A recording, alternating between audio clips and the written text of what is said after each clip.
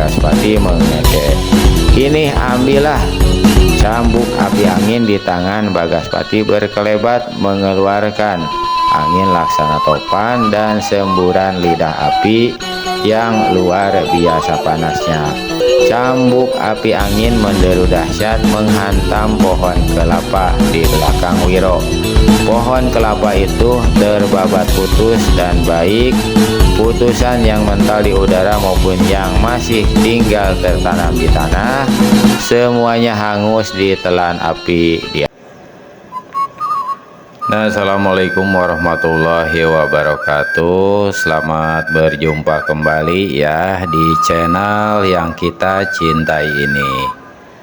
Saya akan melanjutkan cerita silat Wiro Sableng, Pendekar Kapak Maut Naga Geni 212, episode yang ke-7, 3 Setan Darah dan Cambuk Api Angin, bagian yang ke-8, karya almarhum Bastian Tito. Nah, selamat mendengarkan bagian yang ke-8.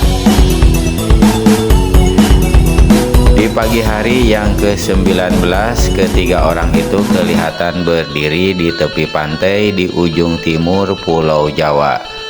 Di laut kelihatan gugusan pulau-pulau, ada yang berkelompok-kelompok, ada yang terpisah menyendiri. Perahu-perahu nelayan kelihatan di mana-mana. Angin dari laut bertiup melambai-lambaikan rambut serta pakaian mereka. Pranajaya menunjuk ke sebuah teluk sempit dan berkata, "Di situ ada perkampungan nelayan. Kita bisa mencari keterangan di mana letak Pulau Seribu Maut dan sekalipun menyewa perahu serta membeli perbekalan." Wiro mengangguk. Ketiganya segera menuju ke perkampungan itu. Seorang nelayan tua mereka temui tengah memperbaiki jala di teluk itu.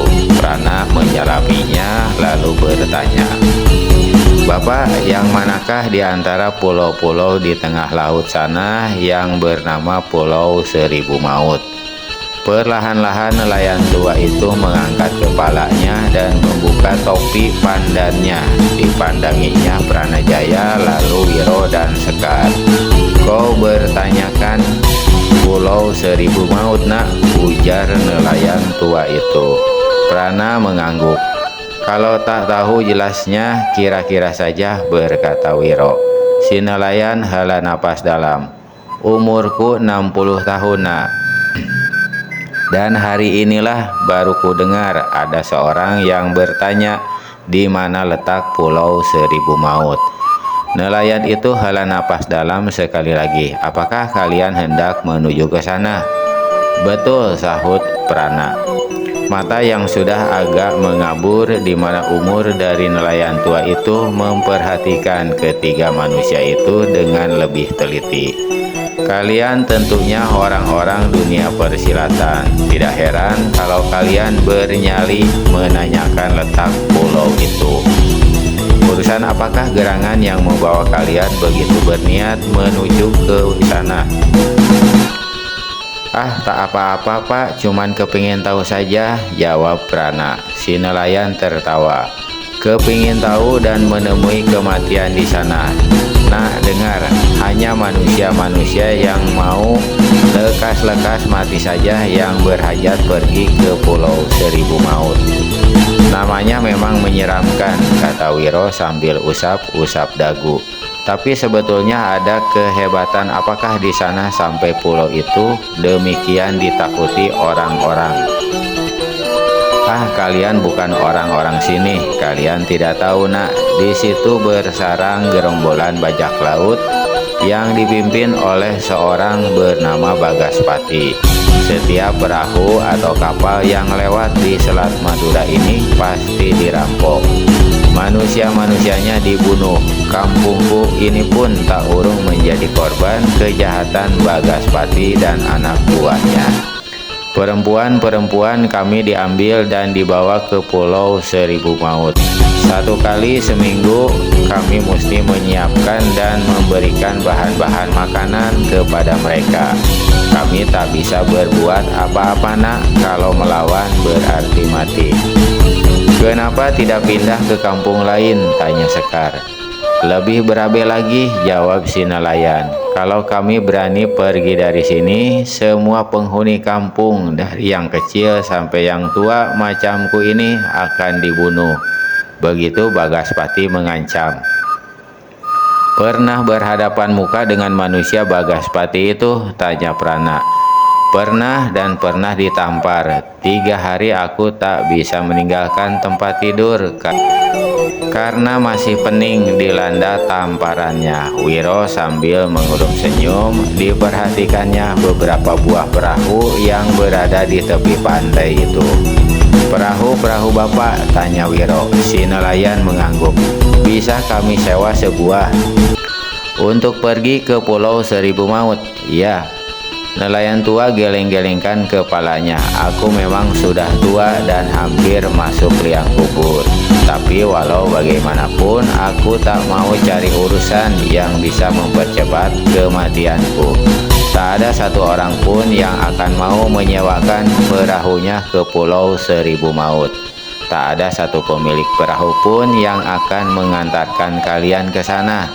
Pulau Seribu Maut adalah pulau kematian. Kalau begitu Bapak terangkan saja letaknya. Tidak bisa nak, tidak bisa. Si nelayan lalu cepat-cepat meninggalkan ketiga orang itu. Yang ditinggalkan saling berpandangan lalu pergi ke pusat kampung. Dan sebagaimana yang dikatakan nelayan tua tadi, tak ada seorang pemilik perahu pun yang mau menyewakan perahunya, apalagi mengantar mereka ke Pulau Seribu Maut. Juga ketiganya tak berhasil mencari keterangan di mana kira-kira letak pulau angker tersebut. Penduduk di sini sialan semua, gerutu Wiro Sableng. Pada mati ketakutan, kurasa mencari dan pergi ke tempat seorang putri cantik tidak sesukar ini. Cuma mencari kepala bajak saja begini susah, geblek. Kita tak bisa salahkan penduduk Wiro, ujar Prana. Kalau begini kita terpaksa bikin perahu sendiri atau rakit, kata Wiro mengalihkan pembicaraan. Prana mengangguk. Rakit kurasa lebih baik daripada perahu. Ombak di selat ini cukup besar. Menjelang tengah hari, maka di tengah laut lepas di Selat Madura itu kelihatanlah sebuah rakit yang laksana terbang memecah gelombang air laut, melaju dalam kecepatan yang luar biasa. Semakin lama semakin jauh dari pantai. Beberapa nelayan yang perahu mereka kebetulan dilewati oleh rakit itu tersentak kaget. Mereka hampir-hampir tak dapat mempercayai pandangan mata mereka. Apakah mereka telah mimpi di siang bolong yang panas terik itu, atau telah melihat jin-jin laut gentayangan di depan mereka? Betapa tidak, 3 orang mereka lihat berada di atas rakit itu. Satu di antaranya gadis cantik jelita. Meski ombak tidak besar, tapi untuk mengarungi lautan dalam kecepatan yang demikian rupa dan dengan sebuah rakit pula, benar-benar mustahil. Benar-benar tak bisa mereka percaya.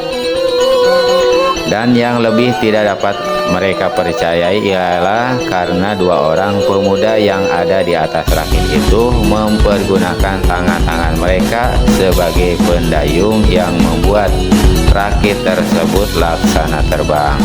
Jangan-jangan jin laut yang kita lihat itu Warana, kata seorang nelayan pada kawannya yang berada dalam sebuah perahu jauh di muka rakit itu. Dia dan kawan-kawannya sama-sama mengusap mata berkali-kali. Hai, lihat, mereka menuju ke sini, seru Wahana. Celaka kita, kayuh yang cepat Warana, sebelum jin-jin laut itu datang mencekik kita. Warana dan kawannya segera menyambar pendayung, tapi belum lagi kedua kayu pendayung mereka mencelup ke dalam air laut, rakit yang berisi 3 manusia itu sudah berhenti di hadapan mereka. Paras kedua nelayan itu pucat pasi. Meski yang mereka lihat adalah benar-benar manusia, namun rasa tak percaya tetap membuat mereka menyangka bahwa 3 manusia di atas rakit itu adalah jin-jin laut yang datang mengganggu mereka. "Saudara, yang manakah Pulau Seribu Maut?" bertanya laki-laki muda yang bertangan buntung. Baik Warana maupun nelayan yang satu lagi hanya terduduk bermuka pucat dalam perahu mereka tanpa bisa membuka mulut. Wiro memandang keheranan juga Sekar. "Hai, apakah kalian tak dengar orang bicara?" seru Wiro Sableng. Warana membuka mulut tapi tak ada suara yang keluar. "Kalian seperti orang yang ketakutan," ujar Wiro. Prana juga melihat bayangan ketakutan itu pada wajah kedua nelayan tersebut. Dia tak tahu apa sebabnya dan dia tak mau peduli. Dia bertanya lagi, "Di mana letak Pulau Seribu Maut?" Saudara, apa kalian?" Warana tak berani meneruskan ucapannya. Ketika dilihatnya kawannya mencelupkan pendayung, segera dilakukan hal yang sama. Perahu mereka segera bergerak, tapi kemudian terhenti dengan tiba-tiba. Kedua nelayan itu pergunakan seluruh tenaga untuk mendayung, namun tetap saja perahunya hanya mengapung dan sedikit pun tak bisa bergerak. Ternyata Wiro Sableng telah memegang ujung belakang perahu mereka dan semakin menjadi-jadilah takut kedua orang itu. Mereka berteriak-teriak dan lari sana lari sini dalam perahu mereka. Ikan-ikan yang berhasil mereka tangkap berhamburan kembali ke dalam laut. "Nelayan-nelayan geblek, apa kalian sudah gila?" Semua teriak-teriak tak karuan, bentak Wiro. "Tolong, tolong!" teriak Warana. Kawannya meniru berteriak macam itu pula. "Saudara-saudara, kami bukan rampok atau bajak," seru Pranajaya. Wiro garuk-garuk kepalanya dan melangkah ke hadapan Warana. "Keblinger betul, orang tanya Pulau Seribu Maut, kenapa jadi teriak-teriak minta tolong? Tolong jin laut, tolong!" Wiro, Prana dan Sekar saling berpandangan. Sekar kemudian berbisik pada Prana, "Keduanya menyangka kita jin laut." Wiro Sableng menjambak rambut Warana dan menepuk-nepuk pipi nelayan ini. "Kau kira kami ini bukannya manusia apa, sompret? Kami manusia-manusia macam kau, saudara. Ayo jawab, kenapa kalian teriak-teriak? Dan di mana letak Pulau Seribu Maut?" Dijambak demikian rupa, Warana semakin memperkeras teriakannya. "Manusia tak berguna, pergilah!" sentak Wiro Sableng seraya melepaskan jambakannya. Begitu dilepas, begitu Warana sambar pendayung dan bersama kawannya mengayuh cepat meninggalkan rakit itu. Meledaklah tertawa ketiga orang itu sewaktu Sekar berkata, "Tentu saja, mana mereka mau percaya bahwa kita adalah manusia-manusia seperti mereka. Tak ada orang yang berakit di laut dan dengan kecepatan laksana angin." Wiro seka kedua matanya yang basah oleh mata karena tertawa itu. Dia memandang berkeliling dan tarik napas dalam. "Agaknya tak ada satu manusia pun yang bisa kasih keterangan di mana letak pulau itu," kata Wiro. "Kita mesti cari sampai dapat," Prana kertakan rahang. Wiro memandang pada Sekar. Gadis itu dilihatnya memandang ke arah utara tanpa berkesip. "Apa yang kau perhatikan?" tanya Wiro. Sekar tak menjawab dan dia masih memandang ke jurusan utara itu. Wiro putar kepala mengikuti pandangan Sekar. Jauh di tengah laut lepas dilihatnya dua buah pulau yang besarnya di pemandangan mata mereka cuma sebesar ujung jari kelingking saja. Bagaimana kalau kita arahkan rakit kita ke sana, mengusulkan Sekar. Wiro dan Prana saling pandang dan sama menyetujui, dan rakit itu pun menggebulah di atas air laut yang muncrat di belah bagian muka rakit. Detik demi detik kedua pulau itu semakin dekat juga. Salah satu dari pulau-pulau itu banyak elang-elang lautnya, Wiro, kata Prana. Wiro Sableng memandang pada pulau yang sebelah kanan. Di atas pulau itu memang kelihatan banyak beterbangan burung-burung. Itu bukan burung elang, Prana, tapi gagak hitam pemakan mayat, seru Wiro tiba-tiba ketika matanya yang tajam dapat mengenal burung-burung itu. Prana pelototkan mata. Sekar putar kemudi ke arah pulau itu, kata Prana. Dan sesaat kemudian rakit itu pun meluncur berputar ke arah pulau yang sebelah kanan. Semakin dekat, semakin jelas keadaan pulau itu. Beberapa buah perahu besar dan kapal kelihatan berada di sekitar teluk yang sempit. "Hai, benda apa itu?" mendadak sontak Sekar berseru. Wiro dan Prana berpaling ke arah yang ditunjuk Sekar. Sebuah benda hitam yang sangat besar meluncur pesat ke arah mereka. "Ikan raksasa!" seru Sekar pula. Wiro Sableng memandang tak berkesip. Benda hitam besar itu memang seperti kepala seekor ikan, tapi bukan ikan betul-betulan. Wiro masih coba meneliti dengan seksama, ketika tiba-tiba sekali benda itu lenyap dari permukaan air. "Aku merasa tidak enak," desis Prana. "Kita mesti waspada," kata Wiro.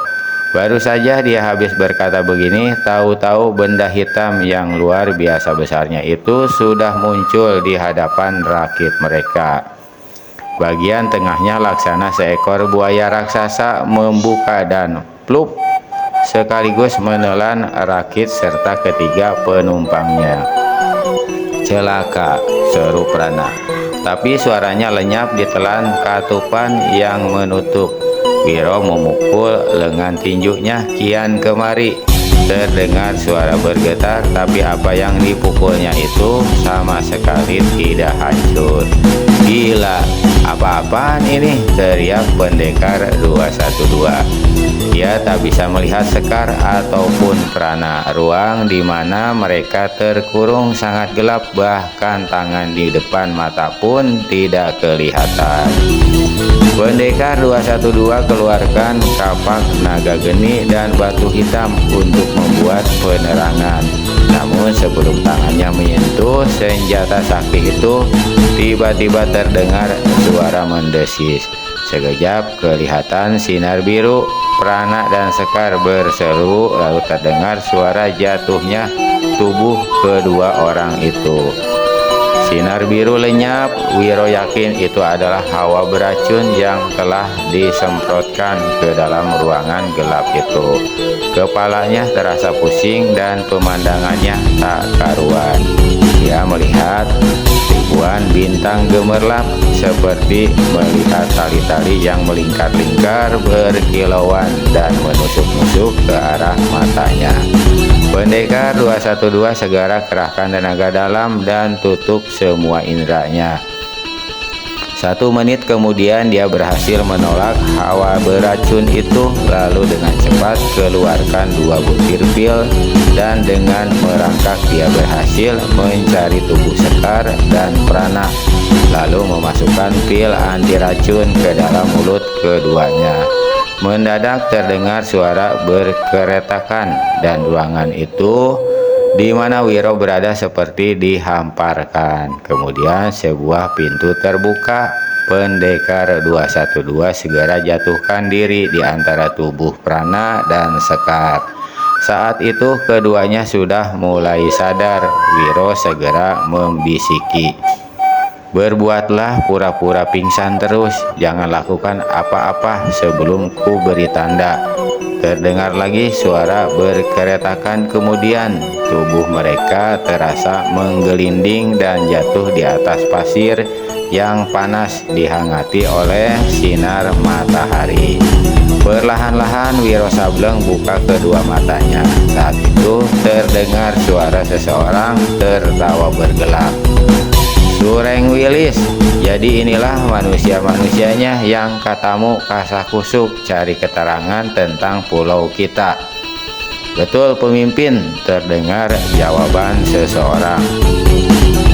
Wiro Sableng membuka matanya lebih lebaran dan di hadapannya beberapa tombak. Jauhnya dilihatnya antara belasan manusia-manusia berbadan tegap. Berdiri seorang laki-laki yang luar biasa tinggi dan besar badannya. Menurut taksiran Wiro, manusia ini mungkin lebih besar 2 meter tingginya. Tampangnya beringas buas dan amat menyeramkan, ditutupi oleh brewok yang lebat dan berangasan. Sepasang matanya besar dan merah, hidung juga besar tapi picak. Dia mengenakan jubah hitam bergaris-garis putih. Di pinggangnya tergantung sebilah pedang panjang. Yang menarik perhatian Wiro ialah tengkorak kepala manusia yang menjadi kalung dan tergantung di leher laki-laki ini. Si tinggi besar berkalung tengkorak. Manusia itu menggumam. Dia memandang berkeliling. Apa ada di antara kalian yang kenal pada mereka? Tak ada suara jawaban. Kalau begitu mereka adalah manusia-manusia tidak berguna, ujar si tinggi besar. Penggal kepala kedua laki-laki itu. Yang perempuan biarkan hidup. Dia cukup bagus untuk disuruh menari telanjang malam ini dan tidur bersamaku. Beberapa kaki kelihatan melangkah ke hadapan ketiga orang itu. Wiro berbisik pada kedua kawannya, "Sekarang sobat-sobat." Maka ketiga manusia yang berpura-pura pingsan itu segera melompat dari tanah di mana mereka menggeletak. Kejut semua orang yang ada di situ, bukan kepalang, tapi anehnya si tinggi kekar malah keluarkan suara tertawa mengekeh. Hahaha, kalian kira mataku masih ditipu? Sadarlah Wiro dan kawan-kawannya bahwa ucapan si tinggi kekar memerintahkan anak-anak buahnya untuk memenggal kepala mereka adalah pancingan belaka. Pendekar 212 menggerendeng dalam hati. "Sebelum kalian mati, kuharap kalian mau kasih keterangan," berkata si tinggi besar yang berjubah hitam bergaris-garis putih. Tangan kanannya ditekankan ke ujung gagang pedang. "Ada keperluan apa kau mencari tempat ini?" "Apakah ini Pulau Seribu Maut?" balas menanya Pranajaya. Si tinggi kekar tertawa lagi. "Kalian memang sudah berada di pulau yang kalian cari. Pulau di mana kalian akan melepas nyawa masing-masing." Tersilaplah darah Prana dan Sekar. Pendekar 212 tetap tenang-tenang saja. Prana memandang lekat-lekat pada si tinggi kekar. "Aku mencari manusia bernama Bagaspati. Apakah kau orangnya?" "Setan alas, kowe berani sebut nama pemimpin kami seenak perutmu. Terima mampus." Satu hardikan datang dari samping dan satu sambaran angin menderu ke arah leher Prana. Pemuda ini cepat-cepat menyingkir ke samping. Ujung sebilah kelewang menderu di muka hidungnya. "Tahan!" seru laki-laki bertumbuh tinggi kekar. Orang yang tadi menyerang dengan kelewang tersurut mundur. Si tinggi kekar pelototkan mata pada Pranajaya. "Manusia tangan buntung," katanya. "Aku memang Bagaspati. Menyebut namaku berarti mati. Tapi kau masih punya waktu untuk memberi keterangan. Ada keperluan apakah kau dan kawan-kawanmu mencari pulau kami?" "Kedatanganku, aku tugas guruku." Aku sudah duga bahwa kau dan kawan-kawanmu manusia-manusia dari dunia persilatan. Terangkan apa tugasmu dan siapa gurumu, ujar si tinggi besar Bagaspati. Aku diperintahkan untuk mengambil cambuk api angin yang telah kau curi dari guruku. Bagaimanapun Bagaspati menekan rasa keterkejutannya, namun pada air mukanya jelas kelihatan perubahan. Apakah kau muridnya Empu Blorok? Tanyanya membentak. Prana anggukkan kepala. Mana cambuk itu? Lekas serahkan padaku. Meledaklah tertawa bekakakan Bagaspati. Tanah yang dipijak bergetar saking hebatnya suara tawa yang disertai tenaga dalam itu. Nyalimu sungguh besar, Tangan Buntung, kata Bagaspati seraya melangkah ke hadapan Prana. Sret! Tiba-tiba Bagaspati cabut pedang panjangnya. Senjata ini berwarna hitam legam bersinar yang menggidikan. Dia hentikan langkahnya 2 tombak di hadapan Prana lalu membentak. Lekas sebut kau punya nama. Aku tak bisa membunuh manusia dunia persilatan tanpa tahu namanya. Sebagai jawaban, Pranajaya cabut pula pedang Eka Saktinya. Sinar putih berkilau keluar dari senjata mustika itu. Aku datang hanya untuk mengambil cambuk api angin. Kalau kau menghadapinya dengan kekerasan, tak ada jalan lain daripada menapas batang lehermu. Berdebah Sondoloyo, teriak Bagaspati marah. Pedang hitamnya berkelebat ganas menderu ke arah tubuh Pranajaya, sekaligus merupakan 3 buah serangan berantai yang dahsyat. Murid Empu Blorok tidak tinggal diam. Prana segera kiblatkan senjatanya. Pedang putih dan pedang hitam beradu mengeluarkan suara keras dan memercikan bunga api. Terdengar seruan Prana. Pedang Eka Sakti terlepas dan mental dari tangannya. Sekejap kemudian senjata itu sudah berada di tangan Bagaspati. Hahaha. Gurumu kelewat sembrono, manusia Tangan Buntung. Murid masih berilmu cetek disuruh mencari Bagaspati. Bagaspati angkat tangan kanannya tinggi-tinggi. Sebut namamu cepat, perintahnya. Pedang hitam di tangan kanan sementara itu perlahan-lahan mulai turun, siap diletakkan ke kepala Pranajaya. Bagaspati, terdengar satu suara dari samping. Sebelum kau bunuh kawanku ini, harap beri kesempatan padaku untuk bicara. Bagaspati palingkan kepala dengan penuh kegusaran. Rambut gondrong, kau bakal terima mampus sesudah kematian kawanmu ini. Pendekar 212 tersenyum.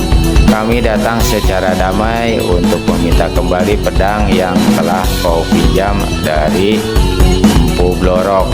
Apakah pantas seorang bernama besar sepertimu menyambut kedatangan kami dengan perlakuan seperti ini? Pemuda gablek, pulau ini adalah pulau 1000 maut. Kematian bisa terjadi setiap detik. Siapa yang menyebut nama Bagaspati dengan kurang ajar berarti mati, kata Bagaspati dengan membentak marah dan muka merah. Ah, kau masih saja sebut-sebut perkara mati dan mampus, menukasi pendekar 212 sambil cengar-cengir seenaknya. Kawanku sudah bilang bahwa datang ke sini untuk meminta kembali cambuk api angin. Soal mati atau mampus bisa diurus kemudian kalau kau sudah serahkan cambuk itu padanya. Malah kini kau rampas pedang kawanku. Pemimpin yang satu ini biar aku yang bereskan. Satu manusia bertubuh tegap maju dengan kapak besar di tangan kanan. Namanya Sureng Wilis. Dialah yang telah mengetahui kedatangan Prana dan kawan-kawan yang kemudian melaporkan pada Bagaspati. Bagaspati anggukan kepala. Lekas bereskan dia, Sureng. Sobat, kalau kau punya senjata silahkan keluarkan. Aku tak begitu senang membunuh manusia bertangan kosong, bentak Sureng Wilis yang saat itu sudah berdiri di hadapan Wiro Sableng. Wiro Sableng garukkan kepala. Aku tak ada senjata, bisa pinjam pedang hitammu, Bagaspati. Tentu saja kemarahan Bagaspati si kepala bajak laut menjadi naik ke kepala. Sureng, lekas bunuh manusia keparat itu, teriaknya. Kapak di tangan Sureng Wilis menderu laksana topan. Detik senjata itu berkiblat, detik itu pula lah terdengar jeritan Sureng Wilis. Tubuhnya mencelat mental beberapa tombak dan kapak yang tadi dipegangnya tahu-tahu sudah berada di tangan Wiro Sableng. Semua mata melotot besar seperti tak pernah melihat kejadian itu. Di ujung sana, Sureng Wilis mencoba bangun dari tanah. Dia berdiri gontai seketika sambil memegangi dadanya. Mulutnya membuka seperti hendak mengatakan sesuatu, tapi yang keluar dari mulut itu bukan suara, melainkan darah kental dan segar. Sesaat kemudian tubuh Sureng Wilis melosot pingsan ke tanah. Anak-anak, tangkap hidup-hidup keparat ini, perintah Bagaspati penuh kemarahan. Habis berkata begitu, dia segera menyerang Prana dengan pedang di tangan. Satu tusukan cepat dikirimkannya kepada Prana. Ketika si pemuda bersurut ke samping kanan, Bagaspati membabat dengan pedang Eka Sakti yang di tangan kirinya. Namun saat itu satu senjata aneh berkelebat ke arah kepalanya, membuat Bagaspati cepat-cepat urungkan serangan. Ketika dia berpaling, senjata aneh itu membalik lagi dan menderu ke perutnya. Yang menyerang pemimpin bajak itu bukan lain Sekar dengan senjata rantai petaka bumi. Kegusaran dan kemarahan Bagaspati tiada terkirakan. Dia membentak keras dan sekaligus tebar serangan pada Prana dan Sekar. Sewaktu Bagaspati memerintahkan anak-anak buahnya menangkap pendekar 212, maka 5 manusia bertubuh ikhate maju ke muka. Masing-masing mereka memegang sebuah jala hitam. Satu di antara kelimanya berteriak memberi komando, maka 5 pasang tangan bergerak dan 5 buah jala hitam menebar mulai dari kaki sampai ke kepala Wiro Sableng. Pendekar 212 gerakan kedua tangannya sekaligus.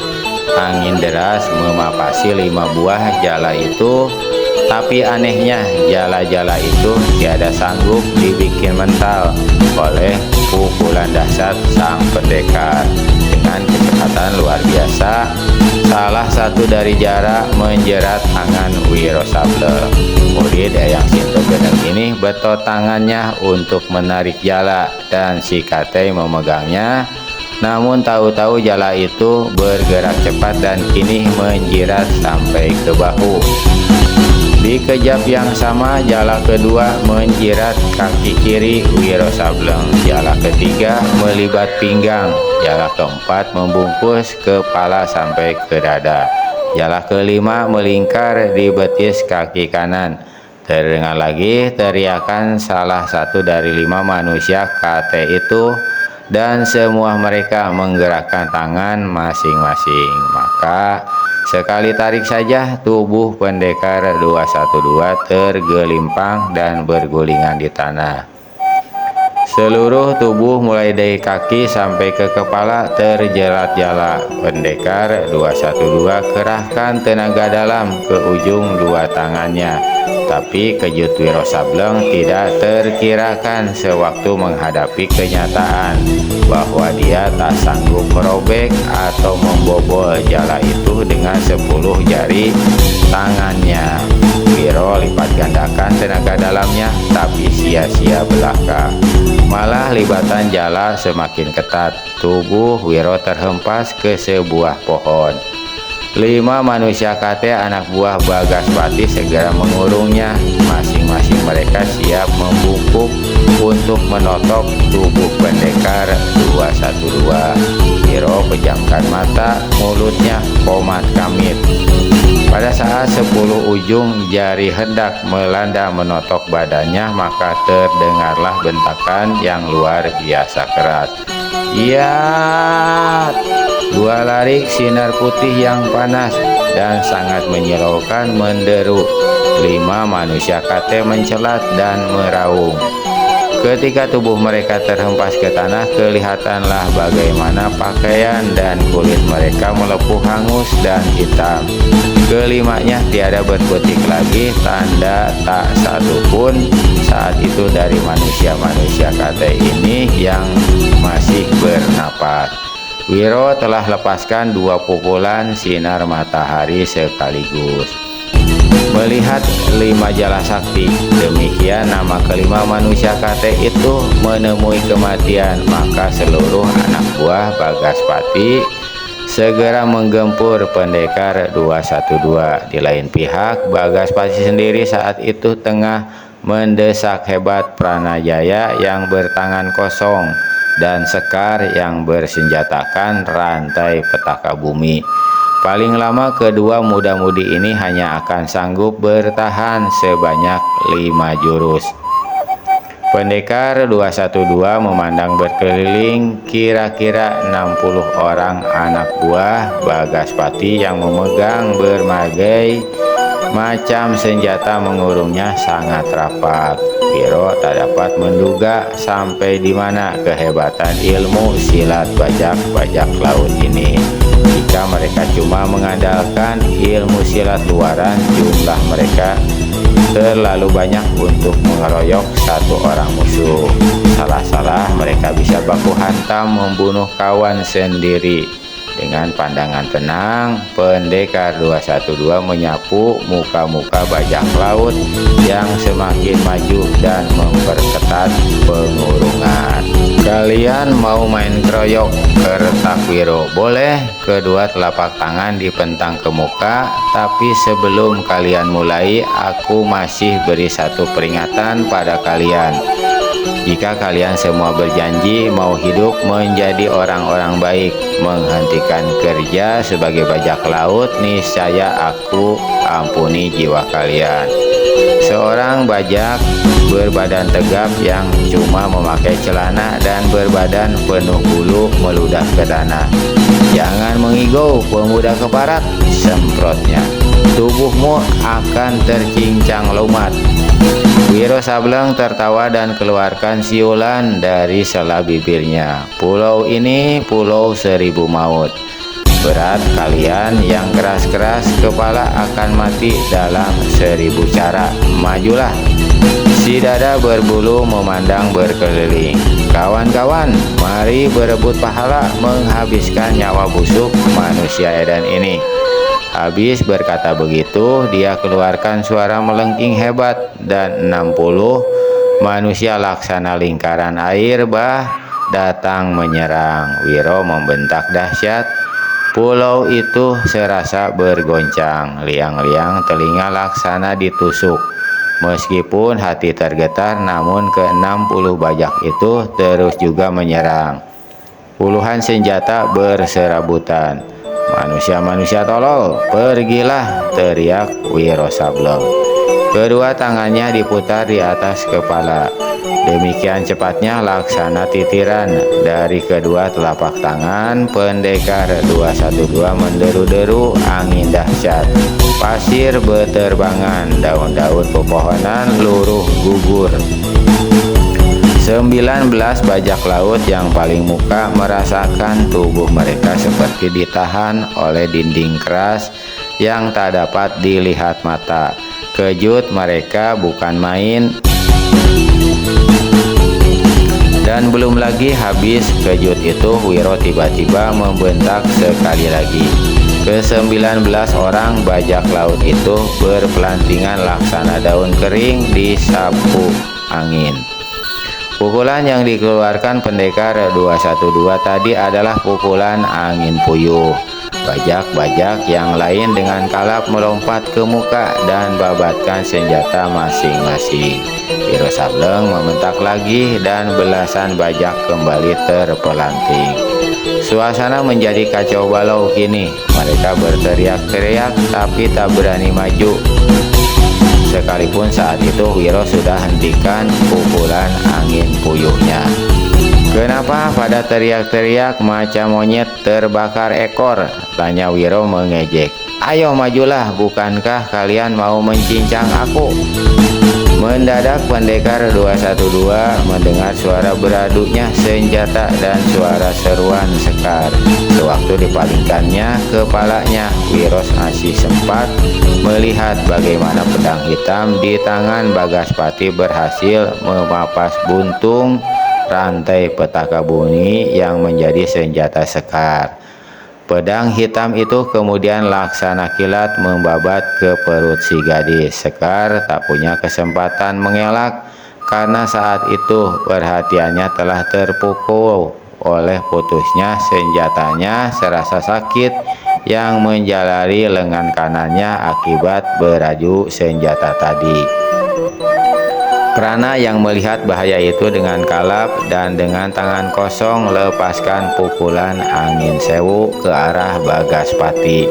Tapi tiada guna, babatan pedang Bagaspati datang terlalu cepat dan Bagaspati sendiri masih sempat putar pedang Eka Sakti di tangan kirinya untuk melindungi diri dari pukulan angin sewu itu. Satu jari lagi pedang hitam di tangan kanan Bagaspati akan merobek perut dan membusaikan usus Sekar. Maka dari samping menderu selaring sinar putih yang dahsyat. Demikian dahsyatnya sehingga Bagaspati terpaksa tarik ulang tangan kanannya dan melompat ke belakang beberapa tombak. Wush! Pukulan sinar matahari menggebu di depan hidung pemimpin bajak laut itu. Mata Bagaspati kelihatan tambah besar dan tambah merah, tapi air mukanya pucat pasi.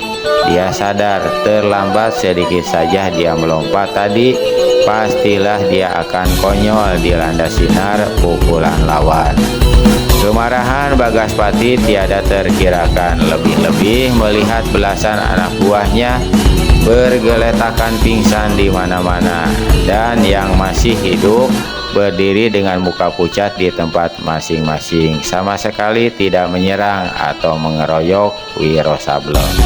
"Ke barat, kenapa kalian melongo semua? Lekas bereskan setan alas yang satu ini."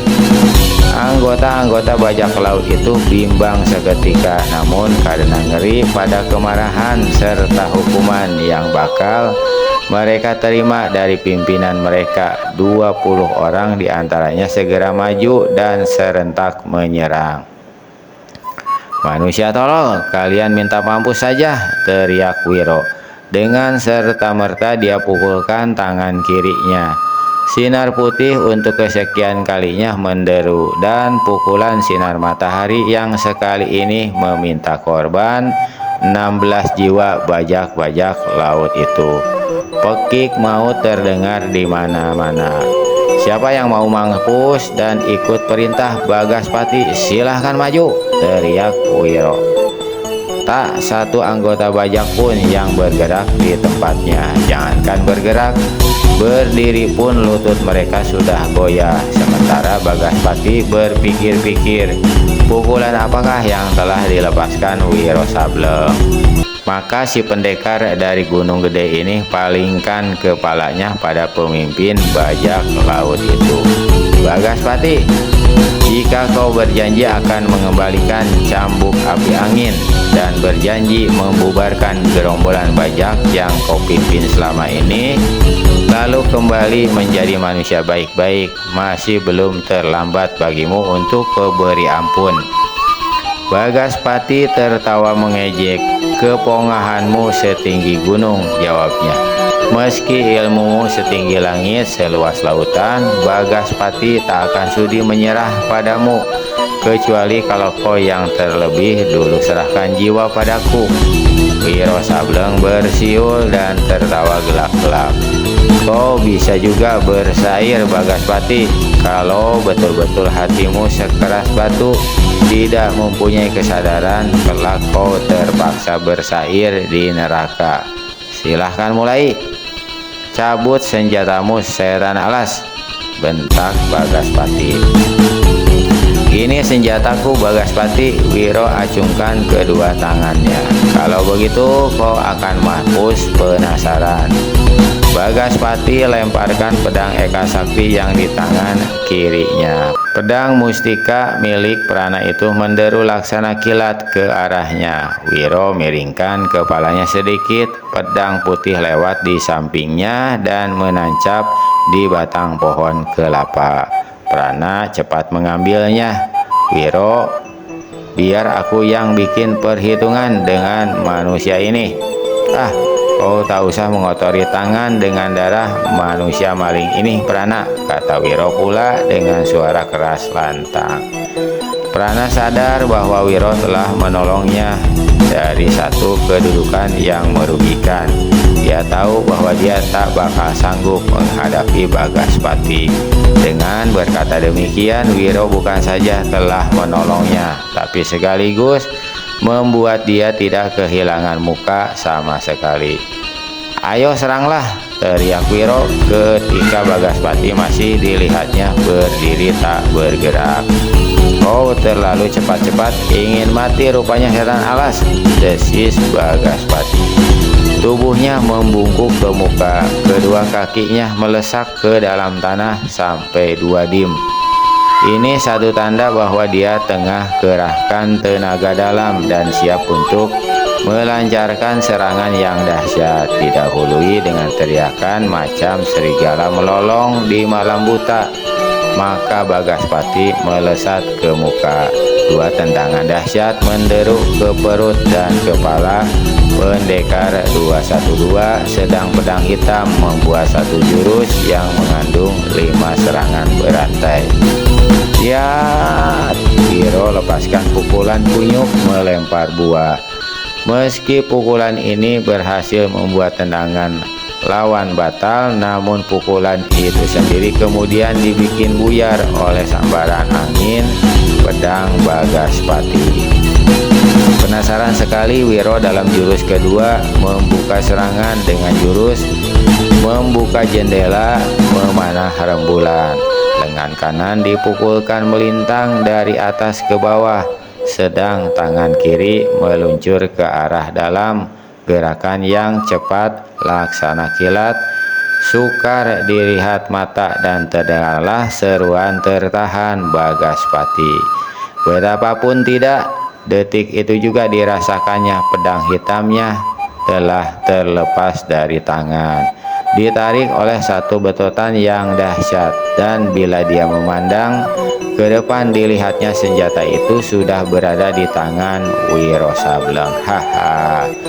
Bagaspati, akan kita lanjutkan pertempuran ini. Muka Bagaspati mengelam merah. Setan alas, kau datang ke sini untuk mencari cambuk api angin, bukan? Baik, aku akan keluarkan senjata itu, tapi bukan untuk diberikan padamu, tapi untuk bikin kau mati konyol. Bagaspati selinapkan tangan ke dalam jubahnya.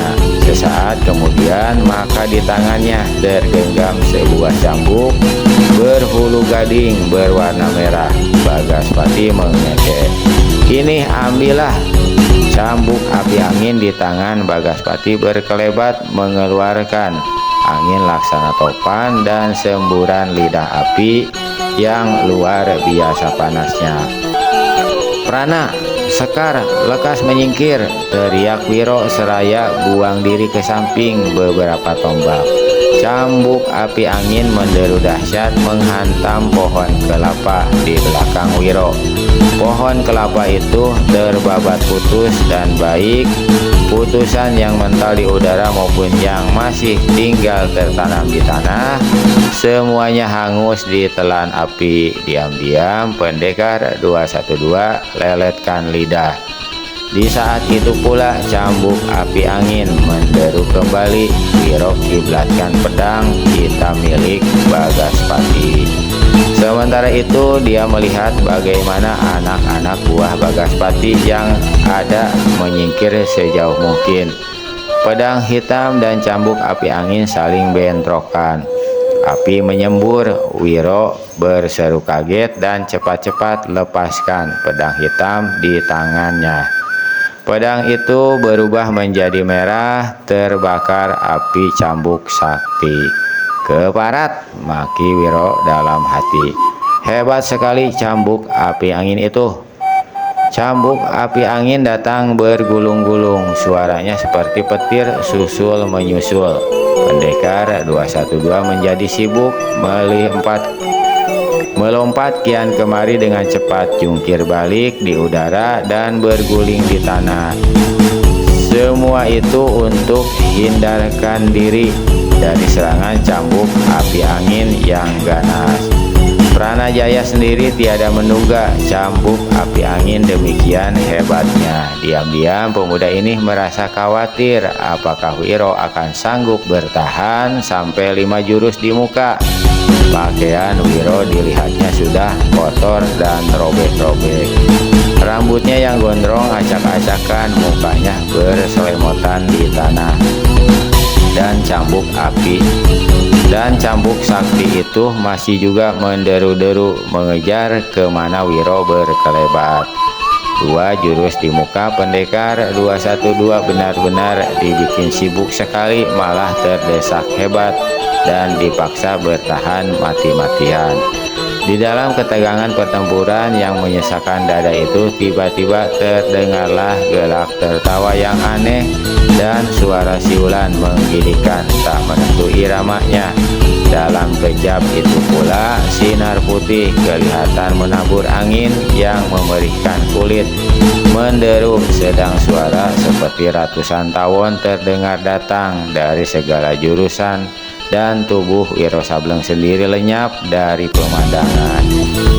Bagaspati putar cambuk api angin lebih cepat. Dentuman macam suara petir terdengar tiada henti. Angin laksana topan menggebu dan lidah api hampir setiap saat menyembur ganas. Namun kini gerakan-gerakan yang dibuat cambuk sakti itu tidak leluasa seperti tadi lagi. Cambuk api angin tertahan dalam telikungan putih sinar kapak naga geni 212 di tangan Wiro Sableng. Bagaimanapun Bagaspati rubah jurus-jurus silat dan percepat permainan cambuknya, tetap saja dia merasa semakin kepepet. Terima jurus naga, sabatkan ekor ini Bagaspati, seru Wiro.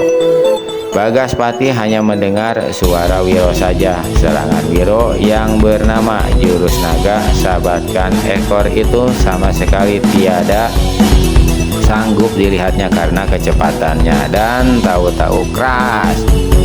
Lalu terdengar lolongan Bagaspati. Cambuk api angin terlepas dari tangan kanannya.